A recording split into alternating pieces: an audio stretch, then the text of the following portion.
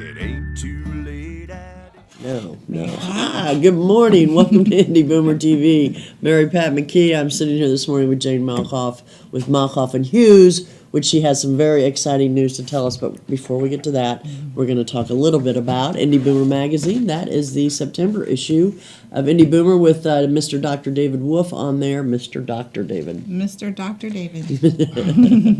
Anyway, we do have the November issue, should be here next week, and it will be in all the Kroger and Marsh, I should say most Kroger and Marsh stores in Marion and the surrounding counties. You can pick a copy up, and that will be Mr. Forrest Lucas of Lucas Oil Stadium. Very interesting story. Very humble man, very nice man. So anyway, Jane is a contributor in the magazine. Oh, you know what? I forgot to do one more thing. We want to thank Jim Wofford, Logan Street Signs and Banners, and the Trophy Shop and Wofford Theater and this beautiful theater in which we are sitting in today for allowing us to have the show. We really are very appreciative of that for the Indy Boomer show. So back to us, Jane. Okay. Back to what's really important.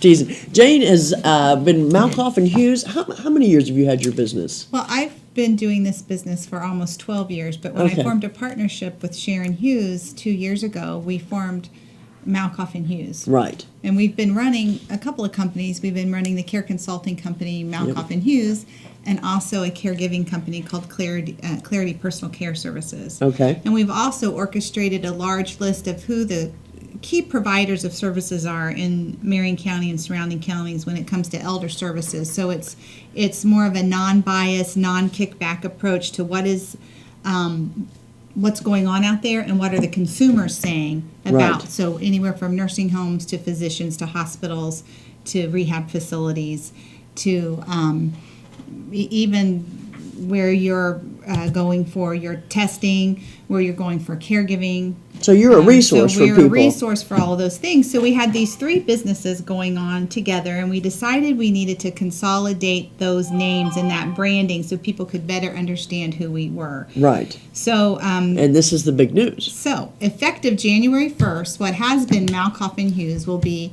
Clarity Care Advocates.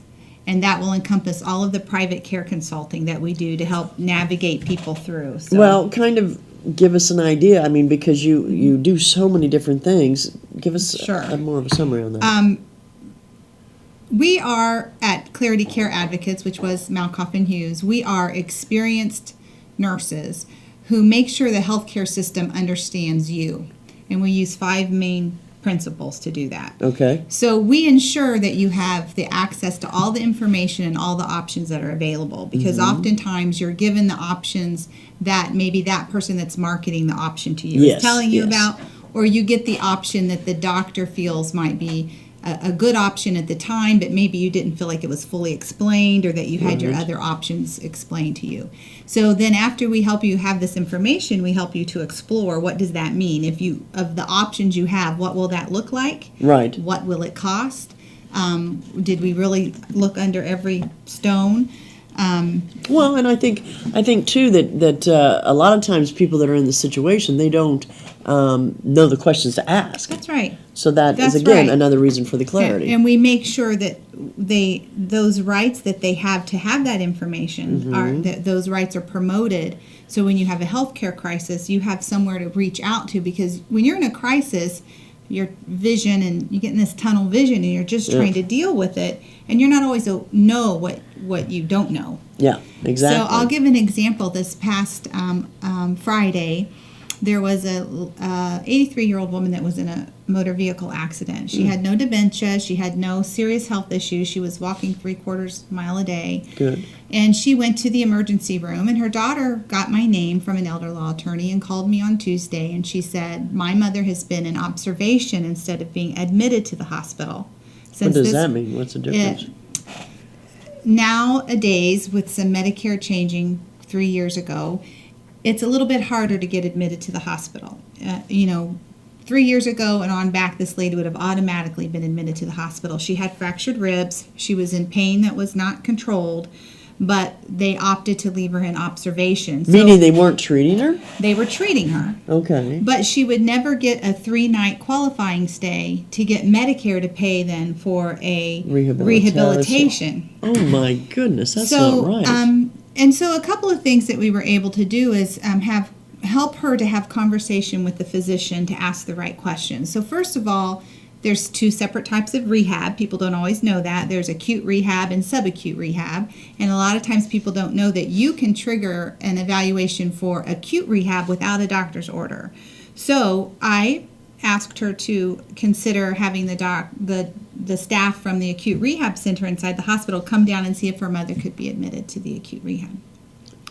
And so she could. And so they didn't accept her because she wasn't well enough. So then we said to the doctor, well, if she's not well enough for acute rehab, why isn't she admitted to the hospital? And, she was then subsequently admitted and getting her pain under control. So this is day in and day out for us, and it's not so much because the hospital or the providers there are trying to pull a fast one. It's not so much because they have regulations they have to deal with. And it's not so much because somebody at Medicare said, let's make it difficult for 83-year-olds who have wrecks, It's just that when your mother's in pain, that can't be resolved, they ended up needing to provide some other types of help for that pain, and you're trying to help. And they're saying she can't go back home in that condition. She didn't get her 3-night stay to get rehab. There's nobody who can stop their life to move in and take care of her. And what do you do? And the family dynamics involved. So that's just an example of how... Well, you're also kind of at the mercy of what the hospital tells you, or you think you are. You really are. Yeah. And because their agenda is one agenda, which has to do with, is it acute enough for you to be here? Is it serious enough for you to stay here? Right. And it's not my problem if it's not serious enough. It's just a different climate than it was, when I became a nurse. Right. 6 months ago. She's lying, and she's not just a nurse. She's a nurse practitioner. I am a nurse practitioner. Yeah. So at Malkoff and Hughes, Clarity Care Advocates, we have all of that understanding so that we can help the families work through that. Make sure that your voice is heard. Make sure that the options that you would want for your loved one are considered, because maybe you said it in a way you thought was understood, but the language barrier between medical and non-medical. I got a question for you, going back to this lady. Okay, say that lady was 50 years old. Different story. Totally different story, isn't it? It would be a different story. They would have taken that 50-year-old in straight away because it would have been through regular health insurance and not Medicaid. Is that correct? The thing is there's no documented evidence that occurs that way. That you couldn't find anywhere somebody says, yes, she was 50, had broken ribs, can't take care of herself, can't go to rehab, but let's work her up a little more detail and see what's going on. Anecdotally, that's what I see happening. Yes, she would have had more workup. This lady had no blood work or anything come Tuesday. Really? Mm-hmm. I just don't understand that. Because especially that 83-year-old could have been stronger than a 50-year-old. Yeah. So, does the family know how to communicate her needs to the people? So, or did the nursing staff walk by and see her laying there comfortably? Because if she moved, she was in pain. And think that she was fine. Because she wasn't serious enough to require ER care or ICU or even to be admitted to the hospital. So people going into that situation to care for her assume she's at a level of wellness just to be in observation and not to be elsewhere. And if she wasn't moving, she didn't appear to be in pain. Did the doctor know that she was a healthy 83-year-old that walked 3/4 of a mile? See, I don't know if the families really felt comfortable sharing who that person is and what their goals are. So people have to be able to order up their expectation. Right. We expect the healthcare system to know things about us that they cannot possibly know unless we take it upon ourselves. And I tell people that is true. all the time, give as much attention to what you're ordering up for your healthcare as you do what you're ordering up on your dollar menu at the drive-thru. Oh, well, I usually don't do the dollar menu. I go big time. I'm teasing. Jane, we got to take a quick break. Okay. We'll be back in just a minute. Talk some more.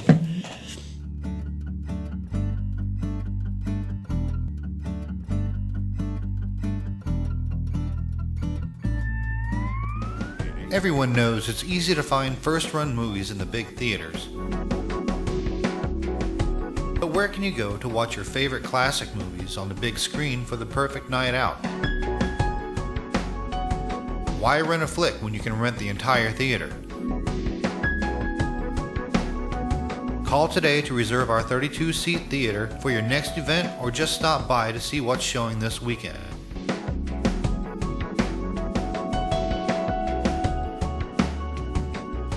The 14 by 7 foot screen and the high quality digital surround sound system offers all the amenities you would expect from the big theaters, with a laid back atmosphere and comfortable seating of your own home.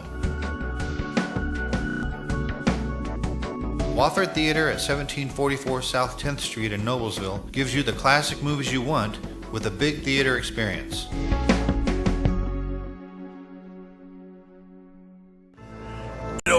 When Margaret and I decided to sell the old estate here, we had only one choice in signage: Logan Street signs and banners. Conveniently not located on Logan Street anymore, but rather located on 10th Street on the south side of Noblesville. Well, we sold the old beauty, and we were able to buy this wonderful estate. And we had so much money left over, I was able to buy this beautiful 1968 Eldorado Cadillac for Margaret. Only 472,000 miles.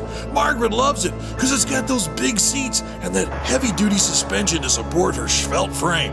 Next time you're looking for signs or banners, call old Jim at Logan Street Signs and Banners, 773-7200. Conveniently not located on Logan Street anymore.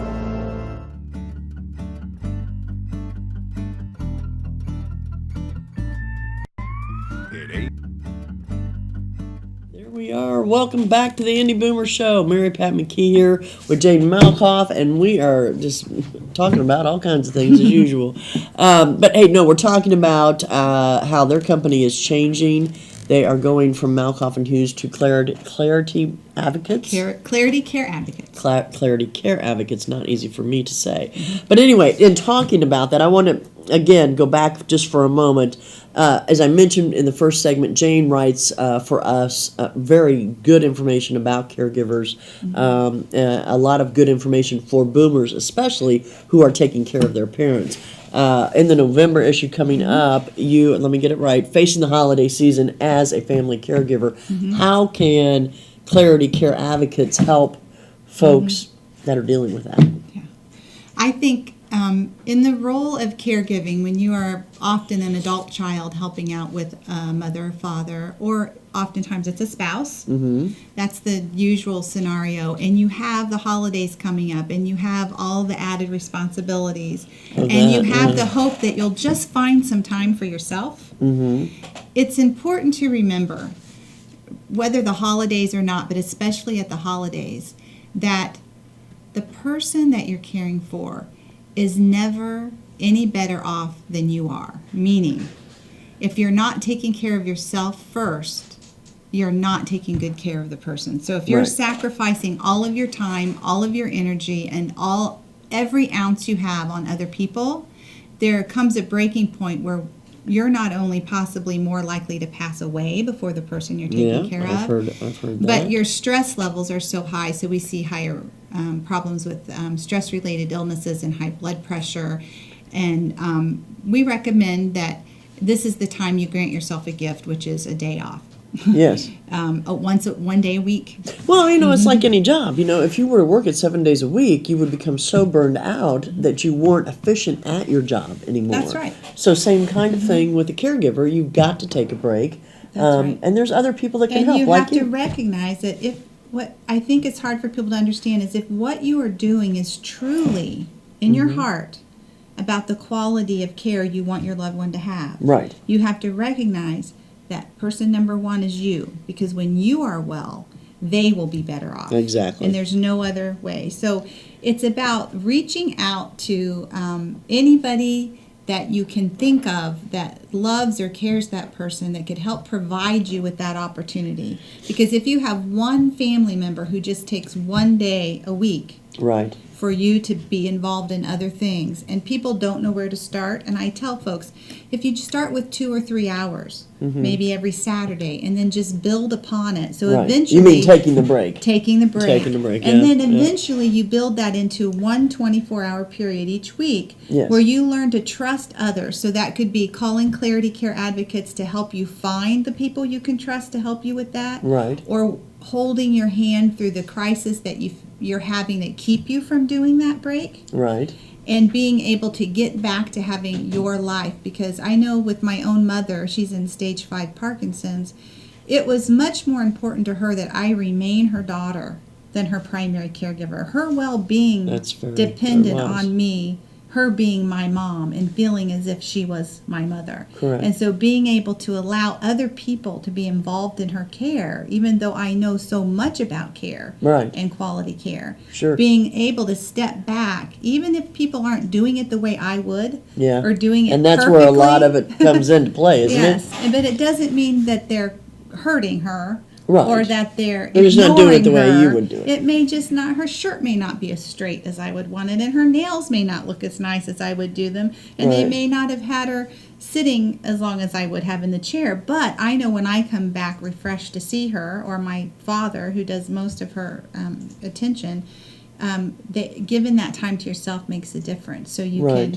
so you have to be able to build a community around yourself, or reach out to services like ours to help you figure out how are you going to do that. Well, I think that's interesting. I mean, it's. I'm sorry for your mother's to have the Parkinson's, but how difficult was it for you to step back and realize, knowing all that you know, and do that? I'm fortunate in that I've done this work so long. I've watched so many caregivers have illnesses or death before the one they were looking out for. Right. That I was able to pay careful attention.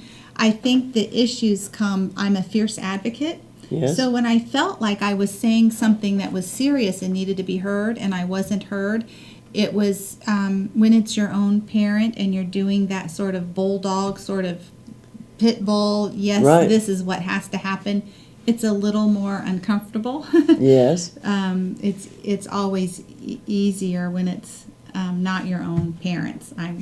Oh no, I totally agree. That's why I wonder. Yeah. Going back to Clarity Care Advocates, one of the things that I think, you're a resource in many, many ways in helping people figure out how to maneuver the whole scenario of possibly, whatever they have to do with their parents. Everybody's situation is different.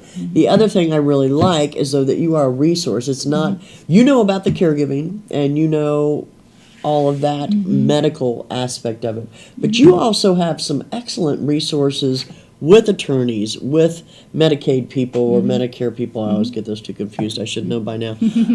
But talk about to that a little bit, can you? Yes. What I found over the years when I started this business 20-some years ago of helping people is that a lot of what they had were resources, but not resources that were well-defined. Or you have, how many different corporations do we have that have nursing homes in town? How many different people do we have doing financial planning and estate planning? How many different attorneys do we have people can go to? How many different caregiving companies? Yeah. How many nurse care managers are there? There are so many people, and people don't know, is this a company that takes kickback for making a referral? Is this a company that really knows the quality? Do they know how to assess quality? Do they know how to assess the outcome? Right. So we Can you started trust gathering. it? That's right. So Yeah. we started gathering that data from our clients who were receiving services and from our own interactions. We are in and out of these buildings, in and out of homes that have the caregivers in them, in and out of having conversations with different attorneys and estate planners and financial planners. Right. So we're hearing the feedback and we're meeting people for ourselves, and we have a knack at understanding integrity and longevity in the community and feedback from people in the community who's received those services. Right. So we offer that advice and those tools to people who call us, and we offer a 30-minute free telephone conversation because sometimes all people need is just that information to Right. take the next step. Well, and the other thing too, and we talked a little bit about this in the first segment, is you're not getting a kickback from anybody you refer. It's no. because they're people you trust. Absolutely. Because there are services out there that they're recommending you go to this retirement facility because that retirement facility is giving them money. It's not necessarily because they're good or bad. It's hard for people to know what to do. That's why it's good to rely on our company. There's not one like it in town. Right. Because the difference is very lovely people could be managing the companies like you just mentioned. Right. Wonderful, intelligent people of integrity might own a care company. Yes. But it doesn't mean it translates down into the quality of the service. The actual caregivers on the scene. In the same way, you could meet an attorney that has a really wonderful personality, but what's the outcome of that work that they do? So over 20 plus years of being in this community, working with the needs of older adults, we have all of that information, and we don't worry about sharing it. We worry about getting people, as far as if somebody says, well, why did you tell them not to come to me? Well, this is why. Right. Why did you, thanks for sending them over here, because that was the perfect match for me and you knew what I needed. And being open and honest and transparent, we think will build everybody's standard up. So I think what goes around comes around. That's right. Exactly right. As usual, time flies. Yes, it does. You'll be back, of course, in 2016. This year is flying by.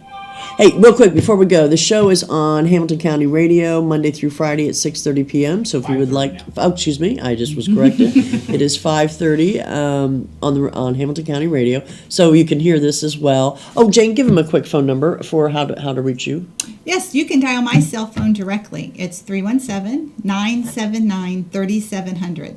There you go. So give her a call. I have used Jane with my family, and it's been a great service as well. I do have to change the subject one more time. Boomer TV, Channel 8 on Sunday mornings at 10:30. Check it out. We've got some good stuff on there, and Patty Spittler's a great host. So we look forward to seeing you all here next week, and have a great week. Thank you. Thanks, Jane. Thanks.